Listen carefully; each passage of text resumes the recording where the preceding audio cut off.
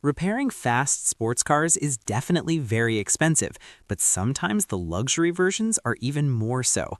We'll be taking a look at a 12-cylinder engine, an English chassis, German suspension, and a truly remarkable Rolls-Royce Ghost Black Badge 2023. Before we begin this journey, don't forget to subscribe. Let's explore this luxurious English car. The model they have had was in a devastating accident, completely destroying the front end, in addition to the damage on the left side. They unloaded it from the trailer and gave it a quick wash so it would be ready for work. The paint color here is very distinctive because it's not just black, it's made up of metallic particles that shimmer in other colors like blue and gold. Rolls-Royce typically uses 45 kilograms of paint on each car, and this process takes 7 days at the factory to achieve the perfect finish. A distinctive feature of most Rolls-Royce models is that someone paints the side profile and does all this work by hand. Mid-Ida, no mistake was allowed. They took it into the garage to start working on the rims. Here, they're made of 44 layers of carbon fiber, which is of course more exclusive to the Black Badge versions. But of course, it was badly damaged due to the accident. The famous Spirit of Extite statue that's usually on the hood was missing. The side of the door was cut and open, and there were yellow wood and tree remnants. It wasn't very clear what the exact cause of the accident was, but it was probably a palm tree or a tree.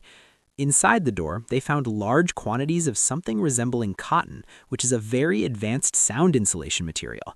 Rolls-Royce had to reduce the insulation a bit in newer models because the older versions were very quiet, and this affected safety to the point that passengers would feel a buzzing or ringing in their ears, or experience a feeling of disorientation due to the terrifying silence inside the car when it was closed. Here is the Black Badge, and the difference between it and the regular one is the engine and a few other details. The Black Badge is slightly more powerful and gives about 10% more acceleration. It's true that it has the same V12 Turbo S6750cc engine, but here it produces about 590 horsepower with a massive torque reaching 900 newton meters. The shock absorber base, or tower, was bent backwards and tilted more than the force of the impact on the left side, so it was very good.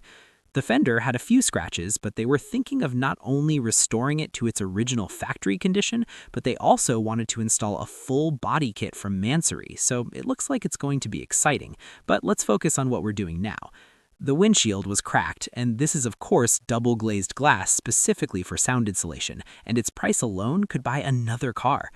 Now they moved the interior parts. The doors here open with the reverse design, known as suicide doors, even though there was significant damage to the door, but it didn't retract from its position. The dashboard here was made of special carbon fiber called Diamond Technical Carbon, and this isn't just any carbon. It's an exclusive pattern created by Rolls-Royce, and no one else in the world can buy or order it except them. Here, of course, we see the Starlight design, and by the way, Rolls-Royce invented this feature in luxury cars. They moved on to the rear seats, which were very comfortable, much more so than the front ones. The side, knee, and driver's airbags all deployed. The Rolls-Royce sunshades that are usually located inside the door are missing on both sides. Surprisingly, they found sunshades in the same color for sale on eBay, and this was in the same place where they bought this particular version in California. Anyway, this refrigerator or shampoo dispenser is supposed to come with special crystal glasses, but of course the glasses were stolen, so it's clear that many things were taken from this car. When it was up for auction, it had electric blinds that covered the rear windows and the entire rear glass with a single touch. The seats had massage, heating, and cooling functions, and there were even electric drop tables so you could get things done while you were in the car. What impressed them was that Rolls-Royce hadn't made this version overly digital. They knew perfectly well how to maintain their classic spirit. This is where the trouble began. They wanted to access the trunk to check the annual battery and provide power to the car, but the trunk wouldn't open at all. They noticed that the pedals were missing and the rear seat was upturned, so they deduced that someone had been trying to open the trunk before them and had probably stolen the pedals. Of course, it couldn't open without electricity, even if you tried to connect it from inside the cabin. They spent a long time trying to get it powered up. They tried installing a new battery in the front and connecting a booster, or they used a booster device and bypassed the safety fuse, the Pyro Fuse, which blows during accidents and cuts off the power completely. Even though they tried to power it to the point of using 6 chargers simultaneously, it's still dead and won't even open the trunk. So they left the trunk for now, but they'll definitely come back to it. They looked at the brake calipers and spare parts and predictably found that they were marked BMW. Of course, as we know, Rolls-Royce parts are different and their cars are entirely based on BMW components. Then they found that the control arms were completely broken and unfortunately the right shock absorber was bent. Here, the suspension system is air suspension, which is much more expensive than regular suspension. But the good news is that the subframe of the chassis that carries the engine, called the FFP frame, is intact. As usual, while they were daydreaming, they decided that once they finished, they would fix the chassis. They made it a straight pipe, so the sound of the 12 cylinders would be terrifying. They went back to the trunk issue, and after searching the manual for a way to open it manually, unfortunately couldn't find any way. So the solution now is in the seats. It's located in the back, so if it doesn't work, the only solution is to try from the front, specifically from the hood, using a strong jumper. One of them even thought about cutting and slicing the trunk open with a grinder, but they abandoned that idea because the trunk was very expensive.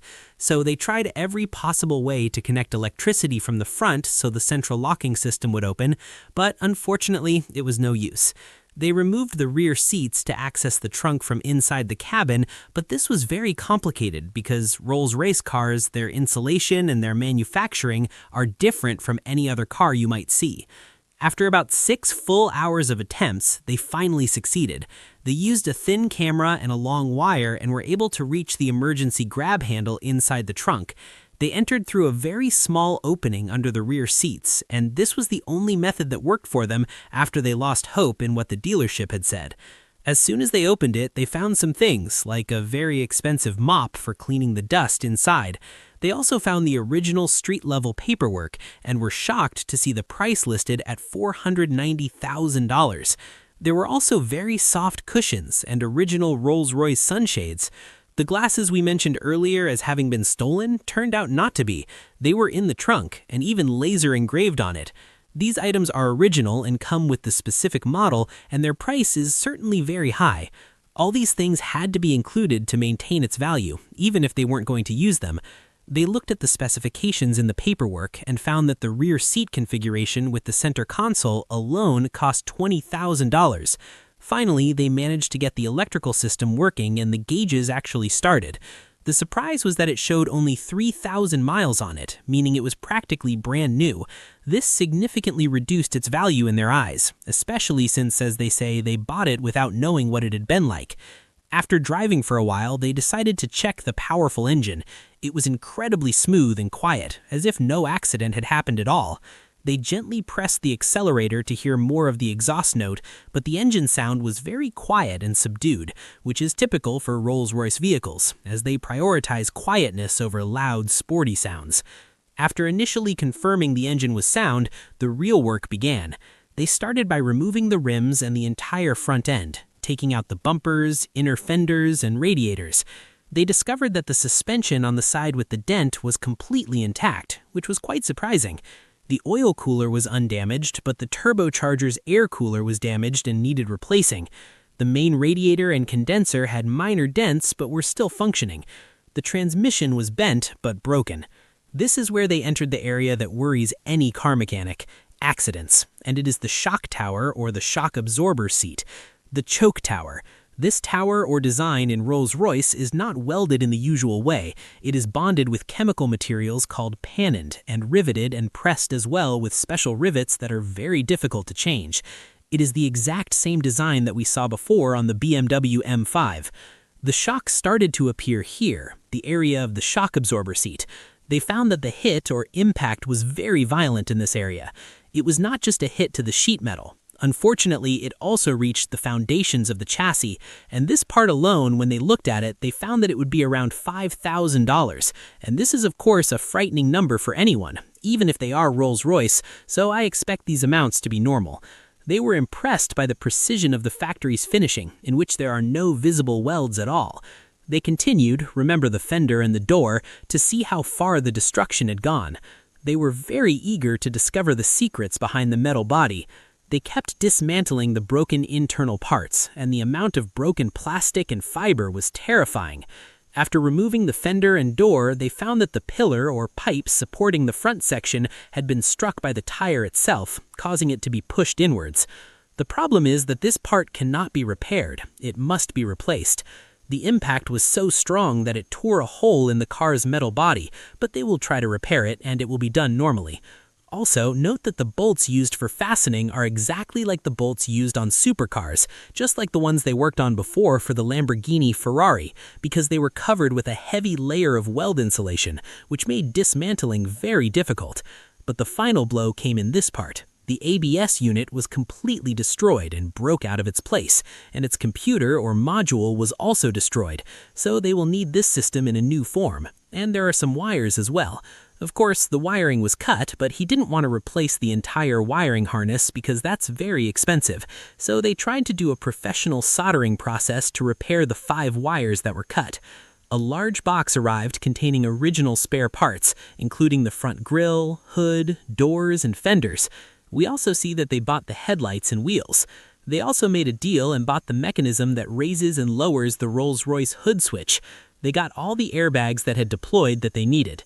Here, their father appeared in the video who would help them with the project.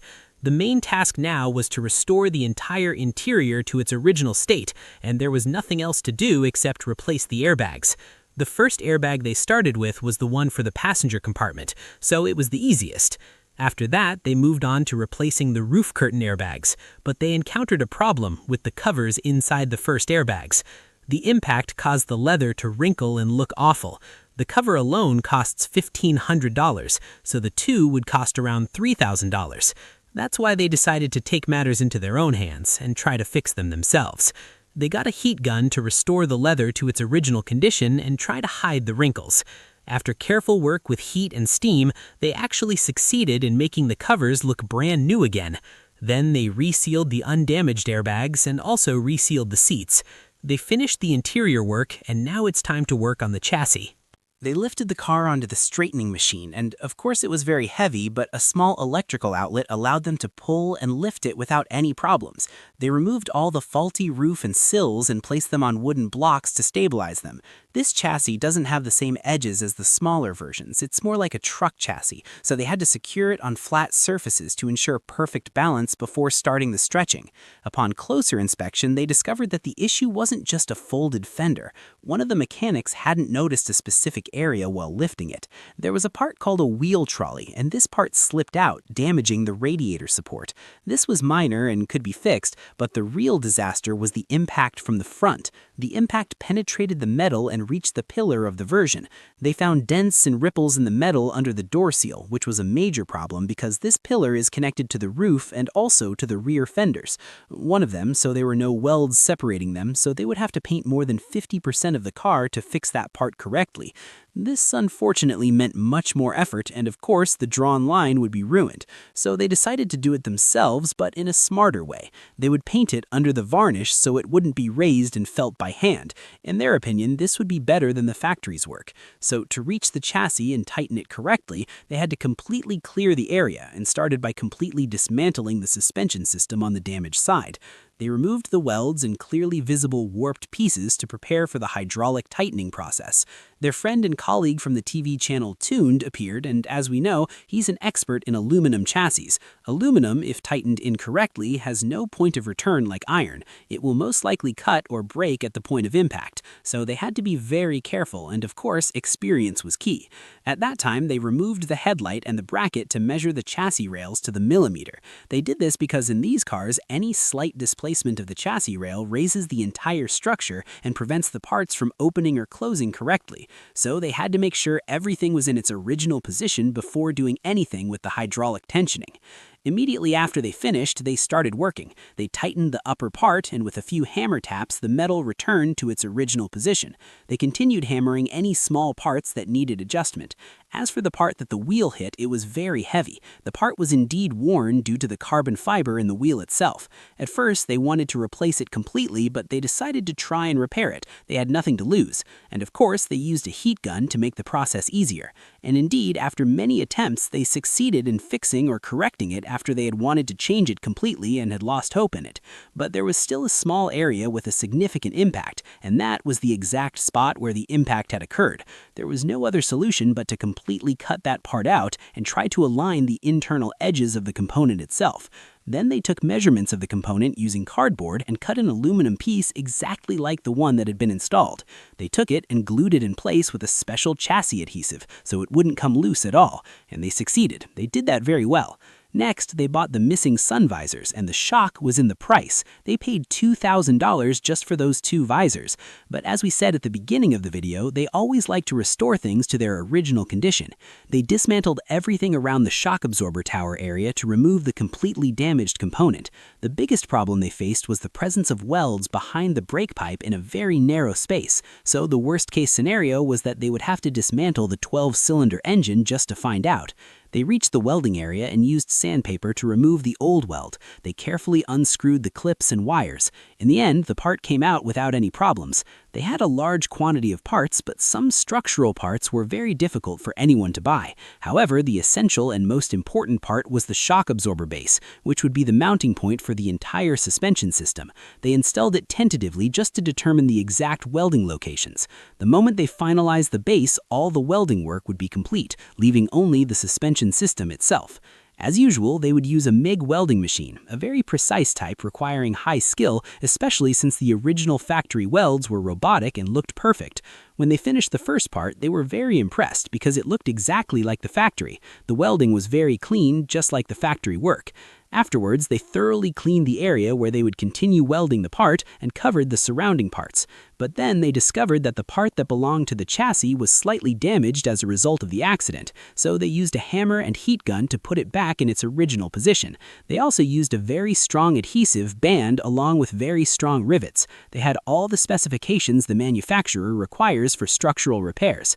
They checked all the measurements with a ruler and were fully prepared to carry out the final welds. One of them had to weld almost upside down to reach the very narrow parts inside the base. The most difficult thing to encounter when repairing a car is definitely the chassis, because it is a very vital part, not to mention that it can affect the price of the car itself. A mistake there can be costly, especially with aluminum, which, as we mentioned, breaks easily and requires patience and concentration. After they finished, they tested the strength of the base by lifting about 80 kilograms on one side only, and they noticed that it was successful without any movement whatsoever. They were very proud of the welds because they were circular, regular, and perfect. Here, they used a sealant to seal the joints before painting, covering the area that wouldn't be sprayed. They used the same original Rolls-Royce color code and mixed it in the spray can to start painting the engine compartment. They made sure the paint had the same sheen and clear coat code, so there wouldn't be any noticeable difference in the panels. However, they encountered a small problem with the system. The issue was that the air hose for the shock absorber was cut. As we know, this model had an air suspension system, so there were many hoses for the system. Instead of buying a complete hose that extended all the way to the trunk and the back, they used high-quality quick connectors to join the cut part and save time and effort. They cleaned the hoses first and then installed the connectors, and the suspension system was ready. Now we faced another, more difficult problem.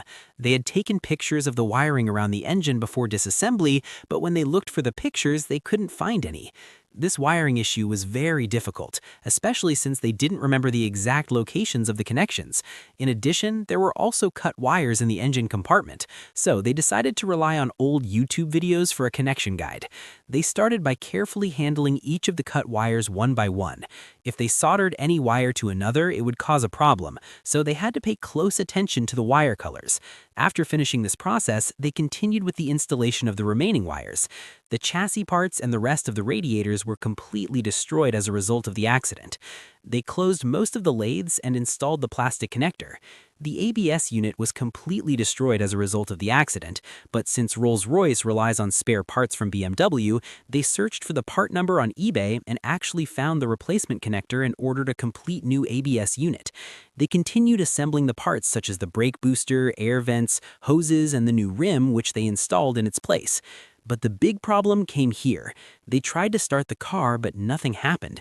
They opened the diagnostic tool in front of them and 163 error codes appeared. They cleared them all and installed a completely new battery. After that, they opened the door and heard the Rolls-Royce welcome music, expecting that it would start, but unfortunately, it was still the same. In the end, they discovered that there was a blown fuse, but they are still not sure if that was the cause of the problem or not. They were initially suspicious that they might have damaged the engine control unit, the ECU, because they had soldered parts to the chassis and the auxiliary battery was still connected. This was a possibility since they had forgotten to disconnect the battery cables while soldering. The car still wouldn't start, so they decided to wait for a specialized diagnostic tool from Rolls-Royce to arrive and try to solve the mystery. After a long internet search, they found a suggested solution, bypassing the main battery cables and connecting them directly. One of them grabbed the key while the other stood outside watching and tried to start the engine. It actually started. They were all overjoyed at that moment. But honestly, the situation was expected and well known. However, their joy was amplified because they had anticipated that the ECUs were already damaged, and the repair costs would undoubtedly be astronomical. The blown fuse, however, protected the rest of the car, especially the ECUs, making it a safety feature since it started safely. They checked the systems, then floored the gas for a long time to warm up the engine. After that, they were able to change the oils and fluids. They tried driving it several times on the R&D, and then someone took it for a spin around the yard and came right back. He was impressed with the driving because it was very smooth, without any problems, unlike all the cars they had repaired before. Of course, most of their work is on very fast, not very comfortable super sports cars. He commented that he didn't even feel like he was holding the steering wheel because the power steering belt was so smooth, even lighter than the Lamborghini and Audi models they had repaired. The engine sound itself, as we said, is very quiet. If you close the windows, you won't hear anything from inside at all. Although it was damaged, there were still some electrical problems, so they decided to literally take apart the entire trunk. They removed the upholstery and linings and connected the distribution box to access the fuse box, which was completely disconnecting the electrical circuit. Regarding the front end, they had already bypassed the fuse to get the engine running, but that wasn't the right solution. It was just a temporary fix. They replaced the fuse with a new one and tried starting it, and it did start without any problems. At this point, the air suspension system engaged and the car lifted itself forward, so the system was likely working perfectly, with no noticeable air leaks or problems with the shock absorbers. They initially assumed the mechanical and electrical work was complete, so they moved on to assembling the body parts. They brought the hood cover, bumpers, new door, and fenders. The goal was to check if the work they had done on the chassis and the shock absorber mounting was correct, and if these parts would fit together at equal distances. However, they encountered a problem with the door hinge. It needed to move forward slightly for the door to close properly and be parallel to the fender. They tried to access its bolts, but it was difficult because the area was narrow and heavily insulated, so they used a hammer and light tools to adjust this area. They installed the fenders initially to see the distances and tried the same after adjusting so that the differences were 100% correct.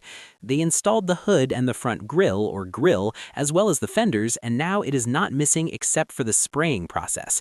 They disassembled everything after making sure that the differences were correct and sanded all the parts. What needed to be sprayed, they entered the booth and started the painting process. They started the first with the new door. After they finished, they installed it in its place. They also took it out in the sun to see how well the colors matched, and in fact it looks identical and very similar to a very large percentage. They removed it again to start work on the part that was broken, the side of the seal, because it was also damaged. After that, they sanded it to spray it, so they dismantled it, the interior upholstery of the doors, and they also removed all the plastic around the gaskets. And here they also removed the rear lanterns, the lights, bumpers, windshield, and all the doors were all being repaired to prepare the entire car for a complete sanding and repainting. It's almost 90% complete, just missing the paint job. We've come a long way in the repair of this Rolls-Royce Ghost, a truly exceptional car in every detail. Its design is undoubtedly unique, luxurious, and incredibly powerful. The engine is phenomenal, so it's fortunate that it didn't experience any problems. It's true they spent a lot of money on such small parts, but so far, it's considered an achievement, and not just anyone can fix a Rolls-Royce. So thanks if you've made it this far. Of course, stay tuned for part 2, where we'll see this car moving and driving, and they'll even fix it up further. Don't forget to subscribe to our channel. That's all for now. Bye!